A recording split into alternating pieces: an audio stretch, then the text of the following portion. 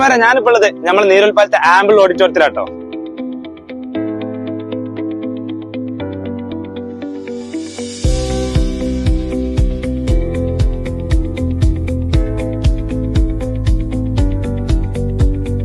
പിന്നെ ഇത് നമ്മളെ പഴയ ആംബിൾ ഓഡിറ്റോറിയം കേട്ടോ. അതങ്ങനെ രൂപത്തിലും ഭാവത്തിലും പുതിയ ആധുനിക സൗകര്യത്തോടു കൂടി നിങ്ങളെ മുന്നിൽ ഒരുക്കിയിരിക്കുകയാണ്.